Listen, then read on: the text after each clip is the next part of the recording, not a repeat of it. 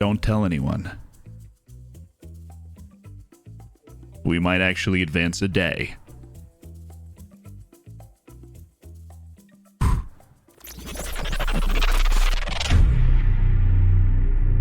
That's right, we've spent so much time on Football Manager for beginners that we could actually get forward a day on the 5th episode of this helpful beginner tutorial series thing. We've talked about how to manage your squad, how to judge those players. It's something that will come in time, and so will the tactics and your understanding of the staff responsibilities. But now we need to actually move forward in the save so that all that staff signing that we did earlier can actually take effect in the future. Problem is, as part of the staff expose a couple of episodes ago, we didn't actually sign a lot of our staff. So I'm going to go do that now. And in particular, we're going to be signing our scouting staff, because today we're looking at how you set up your scouts to be able to succeed.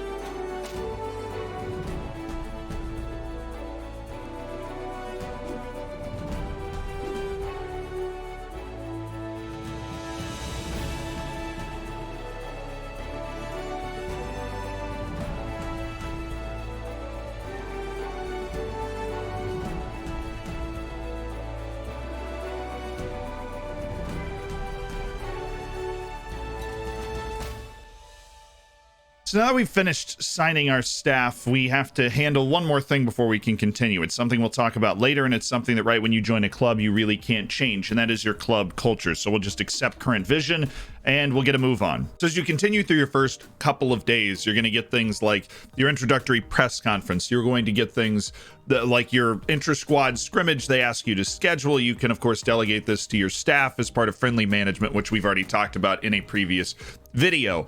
Then other things are going to start to happen that you really can't explain. Transfer offers and the like, all of which I've saved for the next video after this, which is going to be about transfers. But before we talk about transfers, obviously, we have to talk about scouting. And I have now put together my scouting teams. The first thing is going into the scouting tab, up to assignments, and clicking the assignment drop down. And here you will see all of the scouts that are on your team. And if it says general focus, that means you have left your scouting up to the computer. You've left it to the staff responsibilities page. There is nothing wrong with this other than the fact that it is a mortal sin.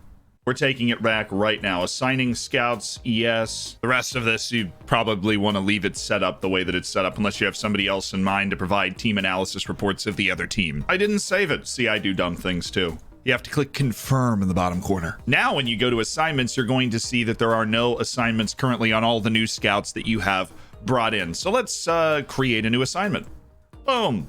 Or what is much easier for me, because this allows me to see the scouts that I'm interacting with, I can go to a scout and say, okay, this is Nuno Alves. He's a good judging player ability scout, but not as good at judging player potential. Has a lot of knowledge of Portugal, Slovakia, Brazil, Saudi Arabia, France, Argentina, Colombia. Okay. And then if you're really interested, and you should be, you can check the languages that he speaks: English, Spanish, Portuguese. Can get around in a lot of countries. This guy immediately strikes me as a certain type of scout that I'm going to use. So I go to reports, scout assignments, and create a new scout assignment. It will automatically be talking about Nuno Alves, instead of if on the previous page you click create assignment, you then have to remember which scout is good at which, and I'm bad at that. So this is the best way for me to be able to do it. On the scouting page, you have a lot of different options. Some of them are good, some of them are bad. A lot of them are case specific, depending on the type of club that you're managing. You probably could have guessed that. If you're a poor club, you're probably looking instead for an end of contract.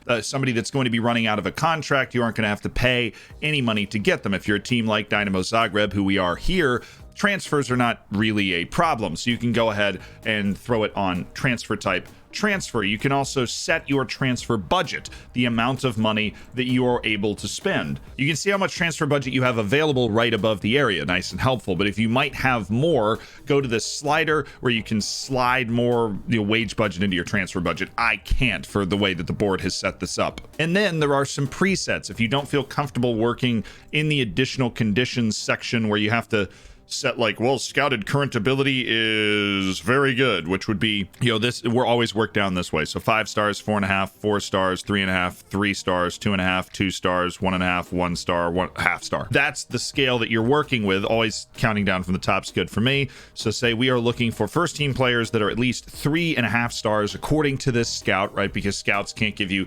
exact numbers in terms of the report. They give a recommendation number and those sorts of things we'll see in a second. If you don't want to deal with that, you can just go to player type first team player, and it'll say like, well, we want a player that's got 3 stars, or maybe you want a hot prospect, somebody that has at least 3-star potential, which is, unless you're a really good club, pretty low. You're going to want to set that scouted potential higher. But you see what it's doing. It's just grabbing these, and then if you're looking for a hot prospect, it's scouted potential ability, and like age is at most 23 or something like that. And then I'm gonna raise this usually always, because you still get bad players when you're on superb.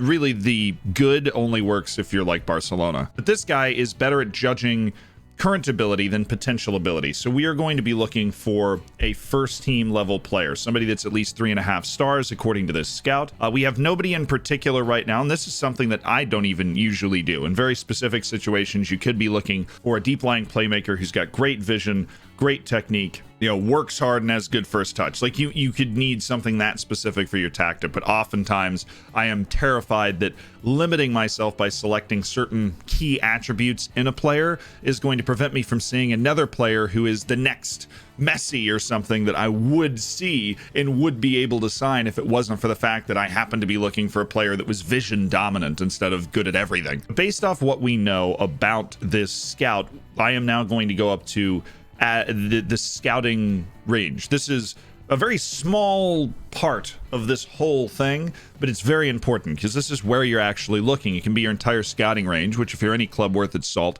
any higher level club, it's going to be the entire world, which means leaving somebody on scouting range is next to useless. And I love personally region scouting, although there's a lot of reasons to go nation scouting. And if you're talking about youth World Cups or youth international tournaments, I have no problem with competition scouting in particular if you happen to have extra scouts lying around. But in terms of building a base of understanding of an area, I'm going to go region and then Central Europe, because the knowledge of France, Spain, Portugal, that is all considered in the Central European region. So that's where he's going to be scouting, looking for first team players, probably in the second divisions of a lot of those areas that I would be able to sign for cheap. That is where this scout is going to be headed, and we are going to start assignment. And you're done.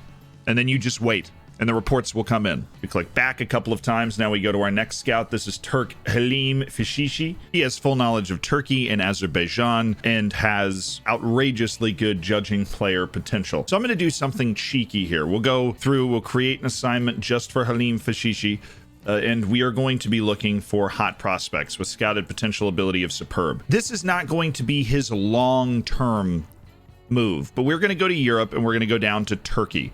And then we're going to add another nation. We're going to go to Europe and we're going to go up to Azerbaijan. And so now if we scroll here, we can see we have 2 nations listed looking for hot prospects. We leave the duration on until finished. So he'll finish up a scouting report pretty quickly because he has full knowledge of both of these countries. This is essentially a way to tap into the knowledge this guy already has. After this, I'll probably put him on hot prospect Eastern Europe because that's one of the best areas. And the way you would do that is you'd set your same scouted potential ability, whatever threshold you want it to be at, region and Eastern Europe, because 1, that's the region we're going to be in, and 2, it's a very good region for signing talented young players for not a lot of money, which of course we don't have a lot of money. We have more than the other teams we're competing against, but we don't have a lot of money. Right now we'll have him scouting Turkey and Azerbaijan for Wonder Kids, then set him to Eastern Europe for Wonder Kids, and we'll set that to ongoing. The things that are going to affect how well he's able to provide these reports, outside of his knowledge and outside of the languages he speaks, which I checked, it's Turkish and Azeri. He doesn't speak Arabic, which would have been nice and is a possibility, but if he doesn't have it, then it's not going to help him scout somewhere like North Africa, which which is another great place for signing talented youngsters and some pretty decent first-team players out of Egypt and Morocco and Tunisia. His determination and adaptability are going to affect his ability to scout in these areas. Discipline is also important, as are all mental attributes, but adaptability in particular is going to affect his ability, as it does for every player in the game, as it's mostly a hidden attribute for actual players, their ability to adapt to new situations. So we send him to Eastern Europe. It's going to take him probably, I would say, 3 to 6 months to get really revved up and start providing actual hot prospect reports in Eastern Europe. So you have to be patient in those situations. Then we have a very talented South American. So we're going to go to scouting assignments and immediately line this guy up as someone scouting South America East for talent, which includes Brazil and Argentina. It also includes Uruguay. I think that's right. Say scouted potential ability is superb. I'm not going to set my transfer budget on the hot prospect scouting because I would like to have something to aim for, somebody to know they exist. Say we make the Champions League group stage, the transfer budget's going to be way up next season, and all of a sudden I'd be able to sign the next Messi when I couldn't before. So we'll throw Luciano down there. After looking through the rest of these guys, it looks like Nidzad Oksic is an experienced, good player who's already got some knowledge of Eastern Europe. So we're going to throw him in the Eastern European hot prospect scouting game. And the Turkish guy, when he finishes his report, we're going to send him to South America West, because Colombia and Peru and Chile are also very helpful. See, this knowledge is actually so good that the authorities are after me. It's like a fire truck going by right now.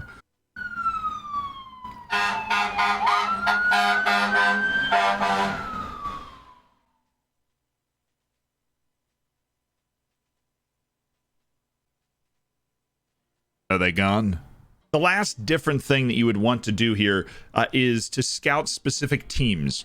And that is something that you want to do because it provides you with that like scouting report of each team that you're about to play. And we'll set that up here. So you're looking for a scout that has good judging player ability and also has decent tactical knowledge. This is a little below where we'd want it normally. And if you're signing 8 or 9 scouts, you'll look for one that just has judging player ability and good tactical knowledge. You don't care about judging potential ability because this person is going to be your scout for, well, your ongoing report on next opposition. You just click over on this tab. You can also get reports on specific teams or watch a specific match. This is something that I do not do very regularly, but if you can think of a reason to do it, then why not? Ongoing reports on the next opposition, you click start and they will provide a scouting report on that next opposition, doing nothing else in the process. But where do all these reports come in? That's when you click on scouting and you'll see that you have a scouting center.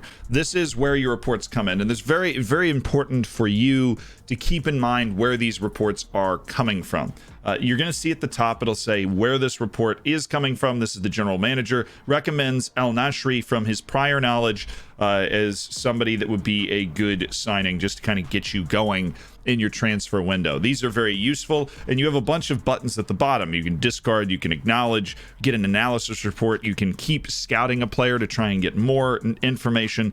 But keep in mind, this is the more players you click keep scouting on, the longer it's going to take to get those reports because your scouts are already doing a bunch. You make an offer, you can offer a trial. If they don't have a club, I would recommend 100% of the time offering a trial. And let's say this guy, we see that he costs a lot of money, but his potential looks pretty good. So let's go ahead and keep scouting him. Next guy is available on a free. An agent has sent him in. We're going to go ahead and offer him a trial, which means he can come to the club and train for free, right? And if we're able to scout him after 2 weeks on trial, you're able to see all of their attributes. It's basically a free scouting thing. If you ever scout somebody who's available for free, I'm suing. If you want to set it to automatically offer a 2-week trial, by the way, you click this preferences, and when you click offer trial, you just drop this down and say 2 weeks. When you click keep scouting, you can ask for just another week's scouting report, or you can ask for full knowledge. Obviously, that's going to take a lot longer than just scouting somebody for an extra week. When you click scout player initially, you can set it to just scout until full knowledge. If you have a huge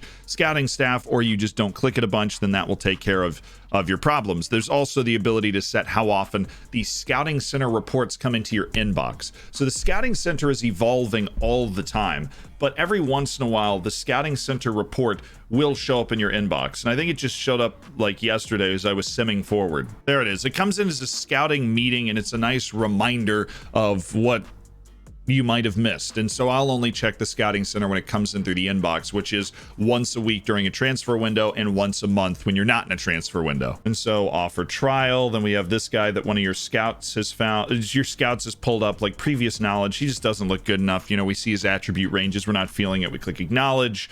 If you click discard, the player will not be recommended again. That's the difference. The player can be recommended again if you click acknowledge. Just so you know. Halim Fashishi is already recommending Asiri, talented young Asiri players, and so we're going to go ahead and click a scout on one of them. Offer trial, offer trial, offer trial. It's amazing. So many potentially good players that are joining us, and you can end those trials right away because you don't want to clutter your training too much. That's basically it for the scouting center. If you want to see what players are coming in through a specific scouting report, you've kind of lost track, then when you come here, you'll see something like this. It'll say a number and an arrow, and when you click on it, the players that scout has found on their assignment will pop up. Remember, you have to give them time. When the region scouting, even if they know a couple of the countries, there's a couple of countries that they don't, and they will learn over time. With their adaptability, with their determination, they will become better and better at it. So don't get mad at them or remove them every month or two and just assume that I'm blowing smoke. I'm usually not. Sometimes I am. Usually not. Previously, that would be it. But this year, there's one other piece that's just like a nice twist on what we've seen so far.